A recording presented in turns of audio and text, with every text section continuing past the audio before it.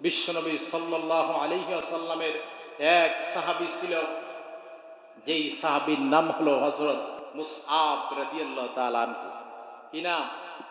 সবাই বলেন হযরত মুসআব রাদিয়াল্লাহু তাআলা আনহু। এই সাহাবী আমাদের মতো মুসলিম ঘরে তিনি জন্ম নেন নাই। এই সাহাবী আমাদের মতো গরিব মানুষ ছিলেন না। এই সাহাবী আমাদের মতো অনাহারে, আমরা যেমন ভাবে গরিব মানুষ বাংলাদেশের লোক, এই কোয়ালিটির এই সিচুয়েশনের মানুষ ছিলেন না। হযরত মুসআব রাদিয়াল্লাহু তাআলা আনহু ছিলেন আপনার সেই বংশের, সেই দেশে আপনার সম্মানিত সম্ভ্রান্ত একটা বড় ফ্যামিলি পরিচিত, যেই ফ্যামিলিতে ওই সময় আপনার বিশেষ করে ইয়ামিন থেকে দামি জুতা আনা হতো, দামি কাপড়, রেশমি কাপড় আনা হতো, যেগুলা তারা পরিধান করতেন।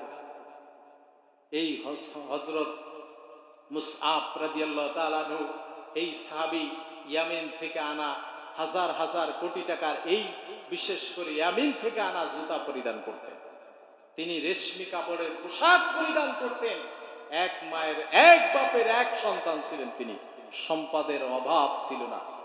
কিন্তু এই মুসআব রাদিয়াল্লাহু তাআলা আনহু মুহূর্তের ভিতরে তিনি ঘুরে দাঁড়ালেন। তিনি তার জীবনের সমস্ত সব বিলাসিতা এক নিমিষে বিসর্জন দিয়ে দিলেন। সুবহানাল্লাহ। কার কাছে আত্মসমর্পণ করলেন? আল্লাহর কাছে। কারণ কি?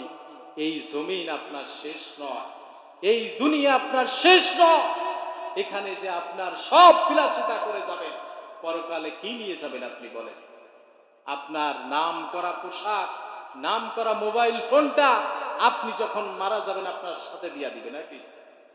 হ্যাঁ, আপনার নামি দামি জুতা, আপনার নামি দামি পোশাক, নামি দামি যাই করেছেন সব কিছু এখানে থাকবে। আপনি মারা যাবেন, এগুলার আর দামও নাই। ঠিক কিনা বলেন? হিন্দুরা তো এগুলা ফেলেই দেয়। হ্যাঁ, লাশ যখন নিয়ে যায় তখন লাশের সাথে আপনার তাদের এখন অনেক প্রথা আছে যে পয়সা ছড়াতে ছড়াতে যায়, তার লেপ তসক যা আছে সব আগুনে পুড়িয়ে ছাই করে দেয়। তার মানে তা সে আর থাকলো না, তার পোশাকের আর কোনো দামই নাই। ঠিক কিনা বলেন? তাহলে আমি আপনি আজকে এই যে আঁকড়ে ধরে আমরা চিন্তা করতেছি যে আমি মরব না, নাকি মরা লাগবে ভাই, মরা লাগবে। যেখানেই পলায়ন করেন, আইনামা তাকুনু ইউদরিকুমুল মাউত। আল্লাহ বলেন, কোথায় পালাবা বান্দা তুমি মৃত্যু থেকে? কোথায় পালাবা তুমি? কোথাও পালাতে পারবে না, কারণ সব জায়গা কার? হযরত মুসআব রাদিয়াল্লাহু তাআলা আনহু এই সাহাবী ছিলেন সম্ভ্রান্ত বংশের লোক। সেই সমাজের ভিতরে আপনার সবচেয়ে ধনাত্মবান ব্যক্তির একজন সন্তান, যার মায়ের নাম ছিল খুন্নাস, মা ছিল অত্যন্ত কঠিন। কিন্তু একটা ছেলে, যার কারণে এই ছেলের পরে অগাধ ভালোবাসা মহব্বত মায়ের কিন্তু সবচেয়ে বেশি ছিল। হযরত মুসআব রাদিয়াল্লাহু তাআলা আনহু তিনি তলে তলে ইসলামের দাওয়াত পেয়ে যান। দাওয়াত পাওয়ার পরে তিনি সমস্ত সব পিছনের সব কিছু ভুলে গিয়ে আল্লাহর রাসূল সাল্লাল্লাহু আলাইহি ওয়াসাল্লামের হাতে হাত দিয়ে বললেন, ইয়া রাসূলুল্লাহ, আমাকে পড়িয়ে দিন। পড়েন, আশহাদু আল্লা ইলাহা ইল্লাল্লাহু ওয়াহদাহু লা শারীকা লাহু ওয়া আশহাদু আন্না মুহাম্মাদান আবদুহু ওয়া রাসূলুহু। বিশ্বনবী সাল্লাল্লাহু আলাইহি ওয়াসাল্লামের হাতে হাত দিয়া এই কালেমা পড়ে মুসলমান হলেন। কিন্তু তিনি জানেন মা অত্যন্ত কঠিন হৃদয়, যার কারণ তিনি মাকে জানতে দিলেন না, সমাজের কাউকে জানতে দিলেন না, গোপন রাখলেন। ইসলাম কবুল করেছে, গোপনে তিনি নামাজ পড়েন, আল্লাহর আরাধনায় লিপ্ত হয়ে যান। কিন্তু একজন দেখে ফেলেছে।